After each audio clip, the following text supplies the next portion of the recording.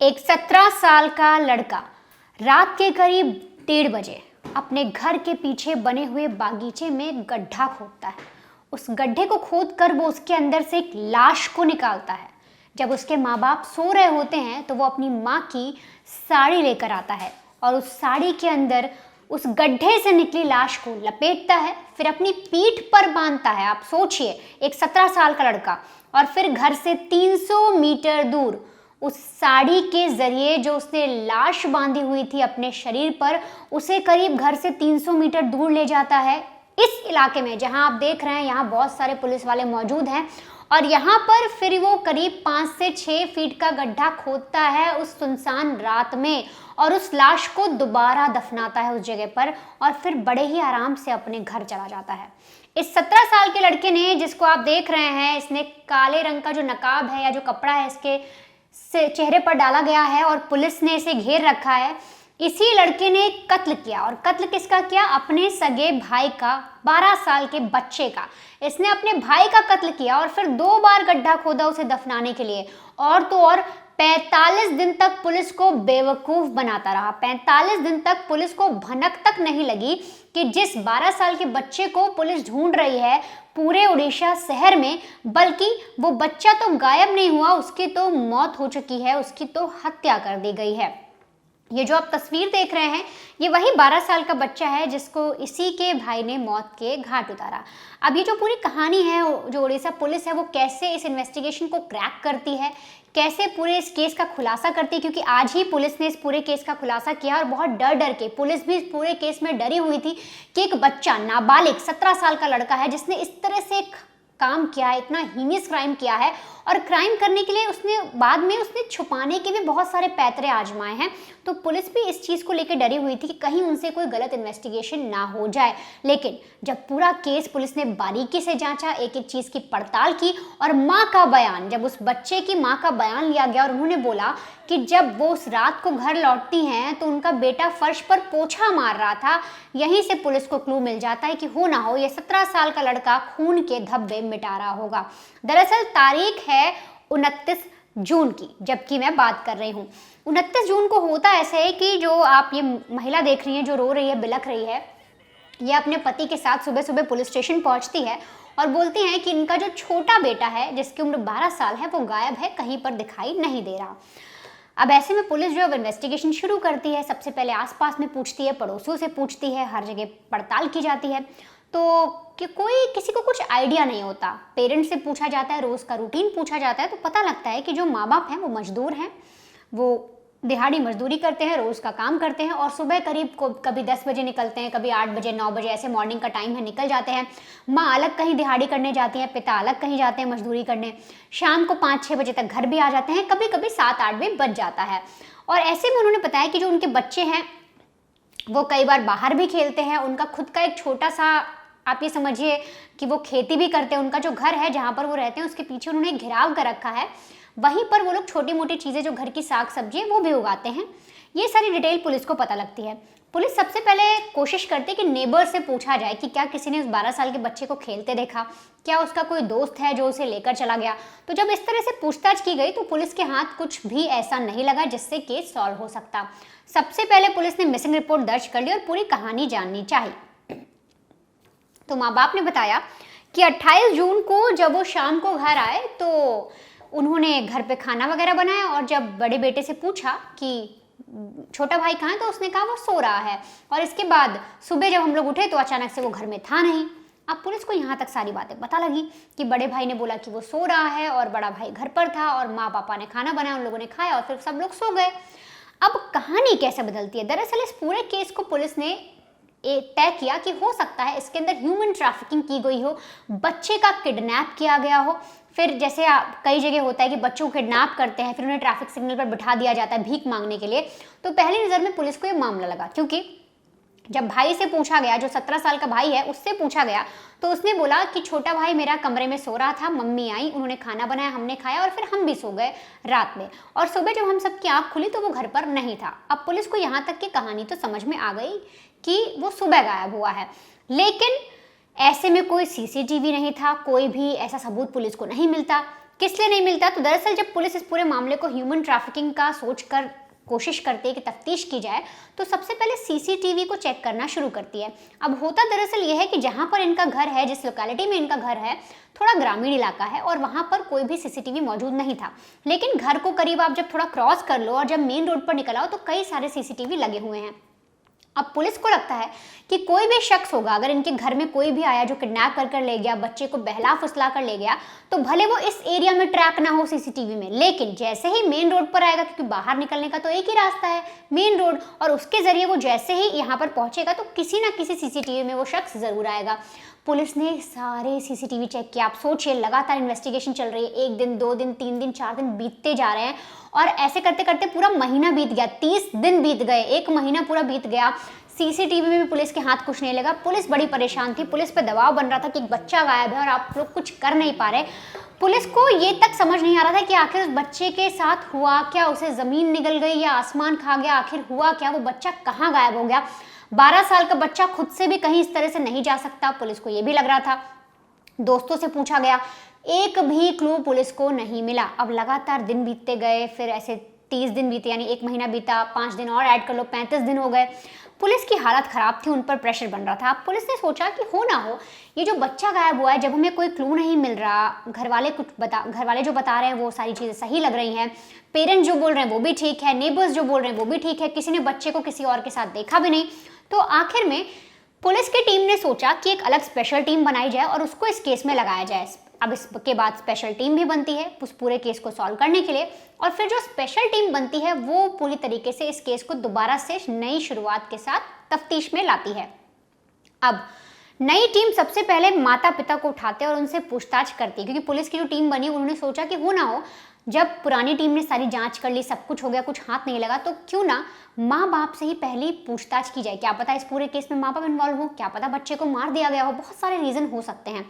तो इसके बाद माँ बाप को उठाया गया, उनसे पूछताछ की गई, उनका बयान वही, उन्होंने बार बार वही कहा। लेकिन अब ऐसे में जो अफसर थे उन्होंने उनकी माँ से बोला कि देखिए मैडम, आप जो भी जानती हैं, जब आप 28 तारीख को आई, हमें 28 तारीख का आपका पूरा दिनचर्या चाहिए कि आप सुबह कब निकली, आप घर में कब पहुंची, आप रास्ते में किससे मिली, एक एक डिटेल आप हमें बताइए। इसके बाद माँ ने पूरी कहानी शुरू की। उन्होंने बताया कि देखिए, सुबह करीब मैं 9 बजे के आसपास निकल गई थी, हमने काम किया, सब कुछ किया, 5 बजे मैं वहाँ से लौटी और करीब 6:30 बजे के आसपास मैं अपने घर पहुँची थी। इस पर जब पुलिस ने पूछा कि रास्ते में कोई मिला, किसी से बातचीत हुई, आपने बच्चों को देखा, आपके बच्चे उस वक्त क्या कर रहे थे, एग्जैक्ट बताइए, तब वो महिला बोलती है कि देखिए, जब मैं घर पर आई तो मैंने अपने बेटे से पूछा, बड़े बेटे से, कि छोटा बेटा कहाँ है, तो उसने बोला वो सो रहा है, और मैंने देखा कि जो मेरा बड़ा बेटा है वो फर्श को साफ कर रहा है, उसने पानी डाला हुआ था फर्श पर और पोछा लगा रहा था। अब जैसे पुलिस ने पोछे वाली बात सुनी शाम को करीब 6:30 बजे, तो पुलिस उससे पूछती है महिला से कि क्या आपका बड़ा बेटा अक्सर ये सारी चीज़ें करता है। इस पर महिला ने कहा नहीं, वो ऐसा नहीं करता। और इसके बाद पुलिस को पूरी कहानी समझ में आती है, पुलिस जो है पूरा केस क्रैक करती है। अब पुलिस पुलिस ने केस जब क्रैक किया, उन्होंने क्या बताया तो मैं आपको बताती हूँ। पुलिस ने जब यहाँ तक सारी चीज़ें हो गई, सारी कहानी निकल कर आई, तो उन्होंने उस बच्चे को पूछताछ के लिए बुलाया। अब 17 साल के बच्चे से पूछताछ की जा रही है। वो कोशिश तो कर रहा है कि पुलिस को गुमराह करे, लेकिन वो फंस जाता है, पुलिस के डर में आ जाता है और उसको लगता है कि अब वो पकड़ा गया है। जब पुलिस उसे बताती है कि हमें तुम्हारा पूरा राज पता है, तुम्हारी मम्मी ने बता दिया, तुम क्या गलत काम करते हो, और इन सारी चीज़ों को सुनने के बाद बच्चा अपनी पूरी कहानी बताता है और बच्चा पुलिस को एक एक सीक्वेंस समझाता है, सारी चीज़ें बताता है और पता लगता है कि आखिर कत्ल जो है उस 17 साल के लड़के ने ही किया, अपने 12 साल के छोटे भाई को मार दिया। पुलिस को जो कहानी पता लगती है वो ये होती है, दरअसल पुलिस बताती है पूरी इन्वेस्टिगेशन में कि ये जो लड़का है ये देखता है कि जो इसका भाई है वो बाहर एक कुर्सी पर बैठा हुआ था घर के बरामदे में, और ये किचन में जाता है। अचानक से किचन का जो एक बड़ा चाकू होता है जिससे बड़ी बड़ी सब्जियां काटी जाती है वो लेकर आता है और अपने छोटे भाई यानी 12 साल के उस बच्चे पर लगातार वार करता है। इतनी बुरी तरीके से वार करता है कि जो खून के छींटे थे वो आसपास लग जाते हैं, कुर्सी पर बिखर जाते हैं, फर्श पर गिर जाते हैं और खून बहने लगता है। अब इसके बाद इस लड़के को पता था कि माँ बाप को आने में अभी टाइम है, तो इसलिए इनके पीछे जहाँ ये खेती करते थे, जहाँ छोटी मोटी जो साग सब्जी उगाया करते थे, वहाँ पर ये बच्चा जो है खड्डा खोदता है, यानी 17 साल का लड़का गड्ढा खोदता है उन्हीं एग्रीकल्चर टूल से, मतलब जो ये लोग खुरपी और सारी चीज़ें रखी थी इनके घर में, उसी से कैसे भी करके फावड़े से, इन सब की मदद से वो खड्डा खोदता है और अपने भाई की लाश को उसमें दफना देता है, ऊपर से मिट्टी पाट देता है। उसके बाद ये पूरी फर्श को साफ कर रहा होता है कि तभी जो इसकी माँ है वो वहां पहुंच जाती है और देख लेती है कि उनका जो बड़ा बेटा है वो फर्श को साफ कर रहा है। और इसी पर जब माँ छोटे बेटे के बारे में पूछती है तो ये बोलता है कि वो सो रहा है। अब आगे पुलिस बताती है कि इतने पर भी जो लड़का है उसे डर लगता है कि जब उसने घर में ही लाश दफना दी है, कल को जब ढूंढा जाएगा, कहीं भी शक हो गया तो हो सकता है माँ बाप को इसके बारे में पता लग जाए, बदबू आ जाए, तो पता लग जाएगा कि कोई गंदी चीज यहाँ पर दफन है और वो खोद कर देखेंगे तो अंदर से छोटे भाई की लाश निकलेगी। ये वो जानता था कि ऐसा कुछ हो सकता है और इसीलिए उसने प्लानिंग की कि इस लाश को कहीं और दफनाना है। तो सोचिए, उसने पहली बार लाश जो गड्ढा है वो खोदा और लाश को दफनाया अपने छोटे भाई की। अब इसके बाद जब करीब माँ बाप अच्छे से सो गए, गहरी नींद में चले गए, तो ये 1 बजे फिर से उठता है, पूरी तैयारी करता है, अपनी माँ की साड़ी निकालता है और करीब 1:30 बजे घर से निकलता है। किस अवस्था में? ये अपने भाई की, जो 12 साल का छोटा भाई था, उसकी लाश को दोबारा से निकालता है, उस खड्डे को सोचिए फिर से खोदता है, उस लाश को फिर निकालता है, उस खड्डे को फिर से पाटता है और लाश को निकालने के बाद साड़ी में लपेटता है और अपनी पीठ से बांध लेता है कि किसी भी तरीके से उसे वहां उस जगह पर लेकर पहुंच जाए। अब साड़ी से जब लाश बांध ली तब ये देखता है इसके माँ बाप सो रहे होते हैं। बड़ी ही आराम से कुछ हथियार जो थे, फावड़ा वगैरह, ये भी लेकर जाता है। ये उस लोकेशन पर पहुंचता है, यानी घर से 300 मीटर दूर, जो जगह मैंने आपको दिखाई थी, आप अभी भी देख रहे हैं, इस जगह पर जहां पर सर्च ऑपरेशन चलाया जा रहा है, इस जगह पर ये पहुंचता है। यहाँ पर 5 फीट गहरा खड्डा खोदता है, उसके अंदर फिर से अपने भाई की लाश साड़ी के साथ, जो जिस साड़ी में लिपटी हुई थी उसी के साथ दफनाता है, ऊपर से उसे पाट देता है और वापस आ जाता है। अब इधर ये सारी चीजें पुलिस को पता लगी किस तरीके से, क्योंकि जब भी पुलिस के सामने कबूलता है तो पुलिस को पूरी कहानी क्लियर हो गई थी कि किस तरह से इसने अपने भाई का कत्ल किया। अब इधर इन्वेस्टिगेशन में क्या होता है, ये बार बार झूठ बोलता है, पुलिस को बताता है कि भाई सो रहा था, सुबह गायब हुआ है। पुलिस को भी घर के किसी लोगों पर शक नहीं होता, ना माँ बाप पर होता है, ना छोटे 17 साल के लड़के पर होता है।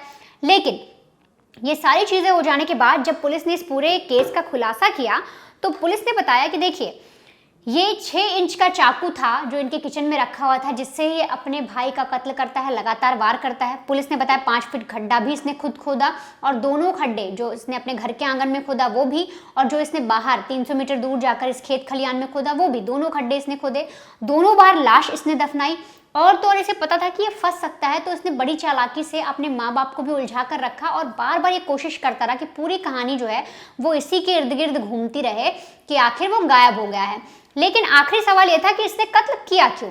और जब पुलिस इस लड़के से पूरी कहानी पूछती है कि बेटा ये बताओ, तुमने कत्ल तो किया, लेकिन रीजन क्या था अपने ही भाई का कत्ल करने का, तो ये लड़का बताता है कि मेरे माँ बाप मुझे प्यार नहीं करते। साफ तौर पे कहता है कि मुझे नेग्लेक्ट किया जाता है, मेरे माँ बाप मेरी कोई देखरेख नहीं करते, वो मुझे मारते हैं, मुझे डांटते हैं और कहते हैं छोटे भाई का ख्याल रखो। वो ज़्यादा अटेंशन छोटे भाई को देते थे, मुझे अच्छा नहीं लगता था, मुझे माँ बाप का प्यार नहीं मिलता था और इसीलिए मैंने इसका कत्ल कर दिया। लेकिन एक लड़के के कह देने भर से, 17 साल के लड़के ने कह दिया उसने कत्ल किया है, लाश वहां दफनाई, इस पर पुलिस को यकीन थोड़ा नहीं हो पा रहा था। पुलिस को लग रहा था कि अगर वो ऐसे ही मीडिया के सामने हर कहीं पर अगर इस केस का खुलासा कर देंगे और बता देंगे कि केस सॉल्व हो गया तो शायद बात ना बने। तो पुलिस ने सबसे पहले वो हथियार जो थे, जिस चीज से इसने खड्डा खोदा, उन्हें बरामद किया। इसके अलावा पुलिस जो है उस साइट पर पहुंची, वहां पर सर्च ऑपरेशन चलाया गया और खड्डा खोदकर अंदर से जब डेड बॉडी निकल जाती है उस 12 साल के लड़के की, तब जाकर पुलिस को यकीन होता है कि कातिल हो ना हो यही बच्चा है जो खुद बयान में बोल रहा है। और इसके बाद पुलिस ने इस पूरे केस का खुलासा किया कि किस तरीके से एक लड़के ने अपने छोटे भाई का कत्ल किया और उसने कहा कि उसके माँ बाप उसे निग्लेक्ट करते हैं। लेकिन जब उस बच्चे के बारे में और डिटेल निकाली गई, पता किया गया, तो पता लगा कि ये जो बच्चा है ये पॉर्न एडिक्ट है, ये कुछ उल्टी सीधी चीज़ें देखता है फ़ोन में, कई सारी चीज़ें। इसके बारे में जब पुलिस ने इसे खुद भी पूछी तो इसने बताया कि इसे क्या क्या चीज़ें पसंद है और पुलिस ने बड़ी ही चालाकी से बच्चे से बात कर करके बहुत सारी चीज़ें निकाली, जिसके जरिए सारी चीज़ें पता लगी कि ये कहीं ना कहीं अपने भाई का शोषण भी करता था। यानी ये जो 17 साल का लड़का है अपने 12 साल के छोटे भाई का यौन शोषण भी करता था, उसके साथ गलत हरकत भी करता था और ये पॉर्न का एडिक्ट है। फिलहाल ये जो लड़का है जो 17 साल का नाबालिग है, पुलिस ने इसे अरेस्ट कर लिया है और जुवेनाइल कोर्ट में अब इसका केस ट्रांसफ़र किया जाएगा और आगे इसे जो भी सज़ा मिलेगी, जो भी चीज़ें आएंगी वो हम आपसे साझा करेंगे। क्योंकि अब जो परिवार है, जो पेरेंट्स है, जिस तरह से माँ का रो कर बुरा हाल है, उन्होंने कभी सपने में भी नहीं सोचा था कि जिस बच्चे की गुमशुदगी की रिपोर्ट उन्होंने लिखाई उसकी लाश मिलेगी और मारने वाला भी कोई और नहीं बल्कि उनका खुद का सगा बेटा निकलेगा, उनका बड़ा बेटा निकलेगा, जिसको वो सोच रही थी कि वो आने वाले वक्त में घर की जिम्मेदारी संभालेगा, घर का बड़ा बेटा होगा, वही उनके छोटे बेटे का हत्यारा निकला। तो ऐसे में माँ बाप भी यकीन नहीं कर पा रहे। लेकिन फिलहाल ये जो लड़का है ये पुलिस की गिरफ्त में है और पुलिस आगे की कार्रवाई कर रही है।